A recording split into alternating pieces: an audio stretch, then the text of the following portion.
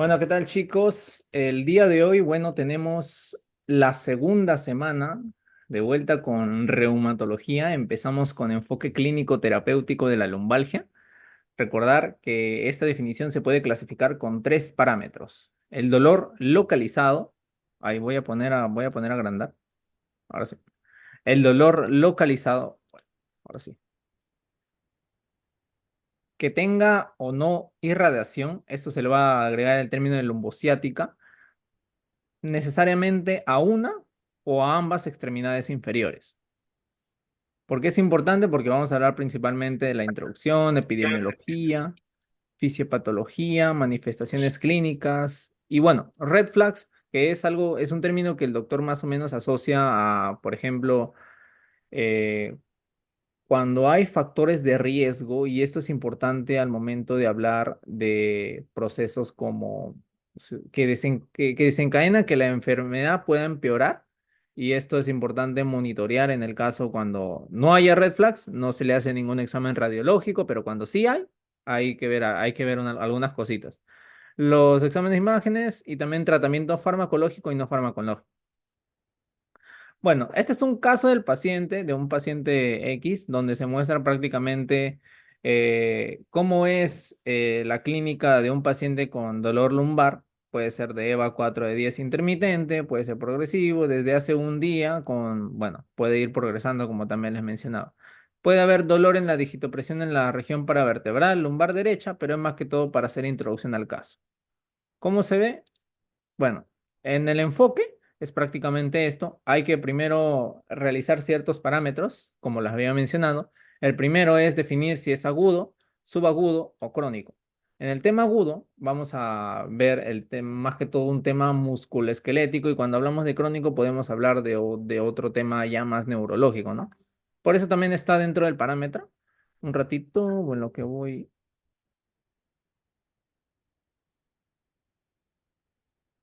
silenciando esto.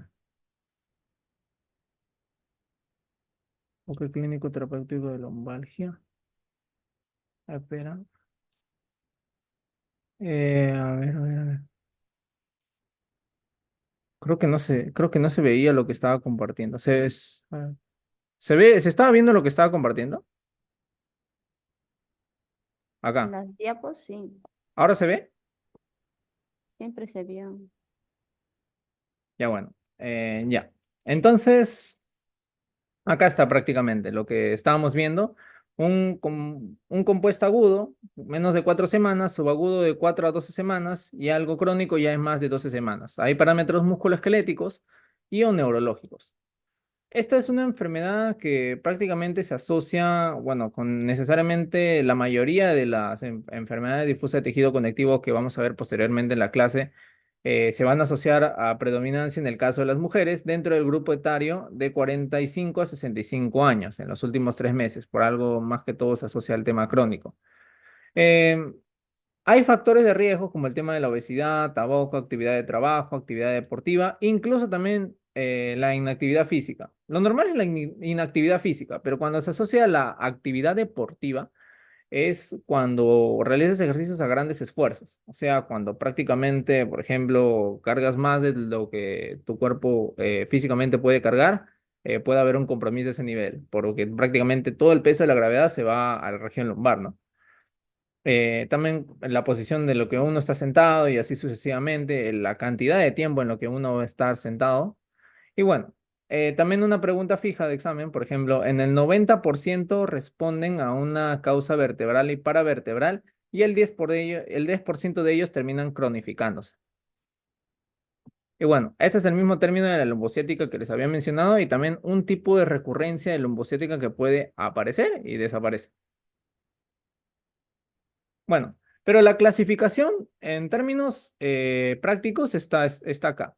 Musculoesquelética, donde no es específica el dolor, no puedes diferenciar en dónde va a estar, no es tan específico. Por ejemplo, en el caso de la neurológica, que puede hasta llegar a irradiarse por el medio de tus dermatomas, específicamente cuáles: L4, L5 y S1. Bueno, a partir de acá es donde empieza la primera clasificación, ya sea musculoesquelética En la espalda baja profundo sin localización exacta.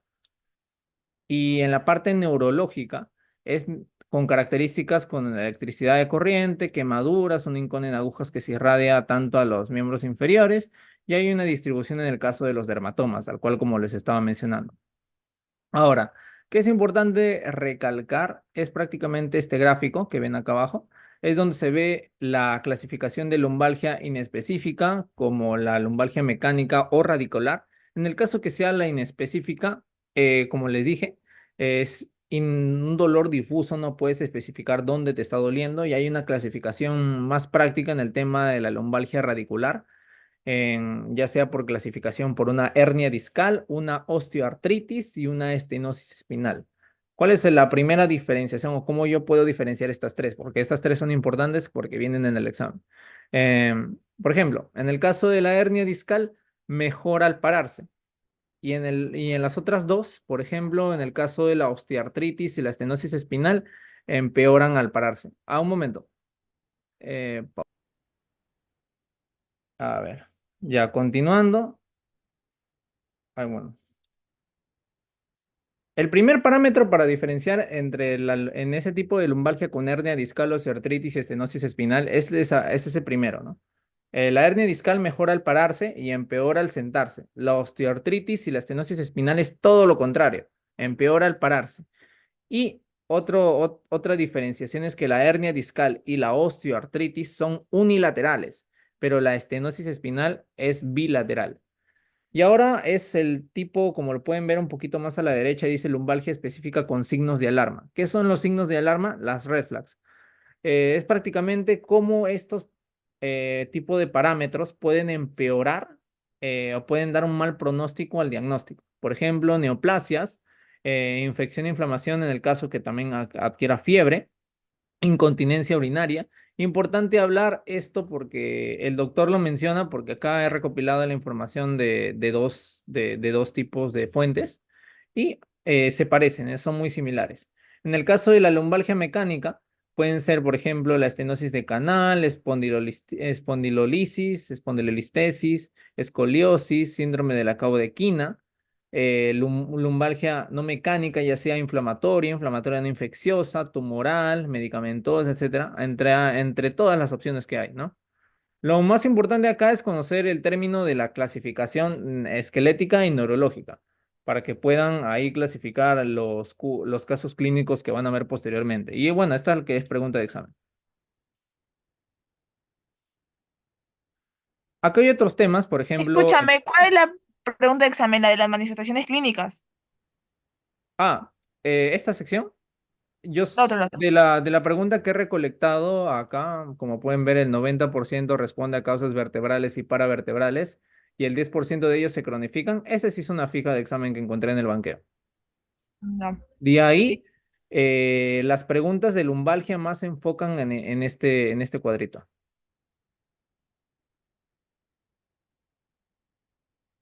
Bueno, acá seguimos con el tema de las red flags, que acá prácticamente les mencioné que hay coincidencia entre cada una de ellas, por ejemplo, incontinencia urinaria fecal, historia previa de cáncer, dolor intenso asociado a fiebre, el grupo etario asociado a más que todo el tema de las mujeres y el compromiso neurológico, bueno, serio, a menos de 1%, pero es menor, ¿no? Acá hay otros tipos de sospechas donde podemos ver necesariamente acá al utilizar, pero no de manera confirmatoria, solo es de la sospecha, tal cual. Puedes utilizar la prueba de Adams, puedes utilizar la SIG posterior, Bragard. La prueba de Adams es prácticamente como si fueras así, estuvieras parado, con tu brazo te inclinas así hasta que llegues hasta tus pies y esto se visualiza al menos la región de las escápulas, si es que hay una simetría, una mayor que otra, y se le denomina buenas para sospecha de escoliosis. En el caso de la radiculopatías, es para el tema de la SIC, donde se levanta la pierna y posteriormente con el bragar terminas bajándola para ver si hay compromiso del dolor, ¿no? En el caso de Kenring, más o menos es esta posición y el LASIK, que normalmente uno lo elevaba en el normal, el LASIK posterior se realiza de esta manera, ¿no? Y otros criterios de clasificación están los L4, L5 y S1, que estos son importantes en el diagnóstico, ¿no? Esto es importante porque también son fijas, ¿no? Está el tema de la L4, donde el dolor va a quedarse prácticamente hasta a este nivel en la región medial, más medial de del pie. Se va a ir irradiando la sección, ya sea por medio de los dermatomas de L5, va a haber una debilidad en dorsiflexión del dedo gordo y del pie. Y eh, más que todo asocien estas secciones del pie. Más que todo, como pueden ver acá, la región más comprometida acá, como pueden ver, es en la parte posterior. En la parte anterior casi no hay mucho, más que todo si es que se trata, bueno, excepción un poquito en el caso de L4 y ese uno en el caso de que vaya el dolor irradiándose necesariamente al talón del pie y se va prácticamente a estar a la región externa. A diferencia a diferencia de L5 que es, a diferencia de L5 que es en la región de L5.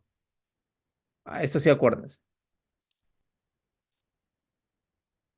Otro tema importante, bueno, es netamente la clasificación, porque cada uno aquí, lo importante en la historia clínica, en el proceso de plan de trabajo, es prácticamente la clasificación de la lumbalgia y por etiologías, ¿no?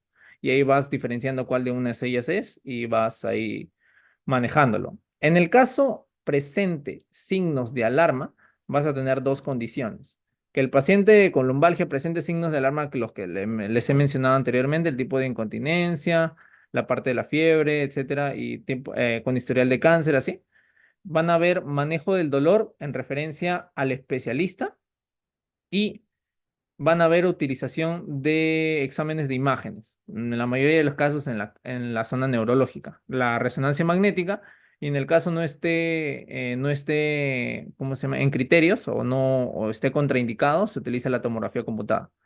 Pero en el caso no haya signos de alarma, netamente solo es el manejo del dolor y no hay que realizar exámenes de imágenes.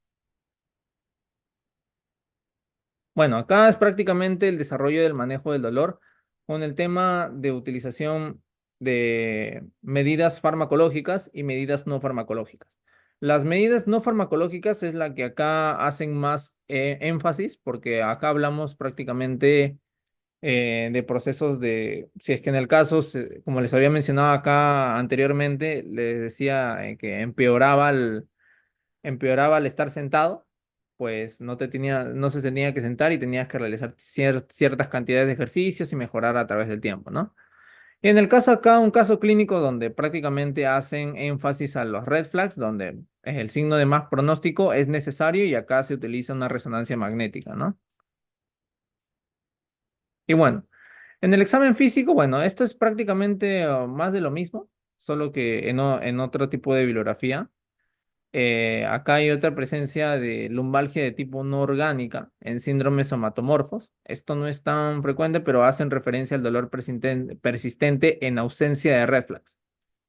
No hay afección estructural y bueno, refieren un montón de problemas. En sí, la mayoría refiere problemas. Es muy frecuente el tema del desarrollo de esto tanto con la fibromialgia, con la lumbalgia en el tema del estrés. Y bueno, acá como podemos ver también exámenes auxiliares, en ausencia de red flags, no hacer. En dolor menos de 6 semanas, tampoco es recomendable realizar porque no es que vaya a llegar a más, ¿no?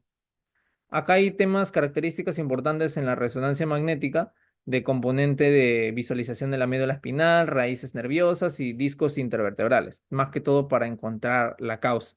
Y los que le mencioné de la contraindicación, en caso no se pueda realizar resonancia magnética, tomografía computada.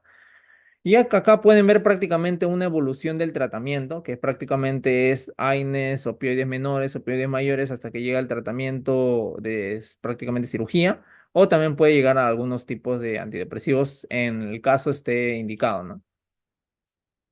Bueno, acá hay otros tipos de formas, por ejemplo, la electromiografía para polineuropatías, mononeuropatías, para confirmación de radiculopatías Y en el caso, por ejemplo, el tratamiento, en el 90% de los pacientes puede ser tratados por médicos generales, puesto que son inespecíficas.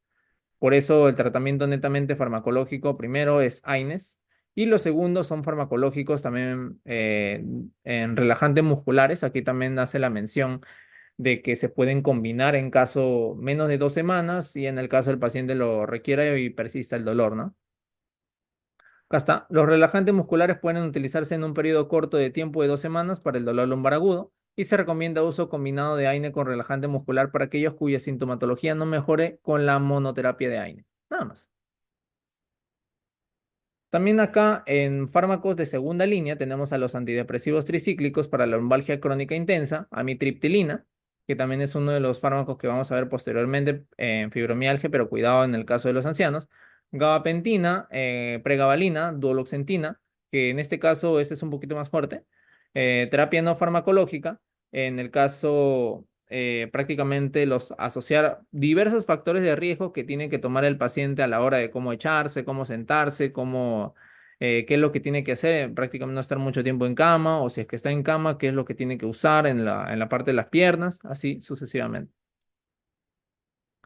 Bueno, hay muchos temas en la parte no farmacológica como masajes, termoterapia, electroterapia, pero es más que todo ya es ir leyendo un poquito. Aquí cositas importantes está el tema, por ejemplo, termoterapia superficial, ya sea algo caliente o algo frío, igual para ambos lados, no es necesario uno en específico, dependiendo del paciente. Intervención neuroreflejoterápica, es solo también la mención. Tratamiento psicológico, en el caso lo amerite. Rehabilitación multidisciplinaria, cuando han fallado los tratamientos que se han encontrado y es necesario al menos hacer una reevaluación de la situación del paciente. Incluye tratamiento médico, ejercicio y tratamiento psicológico.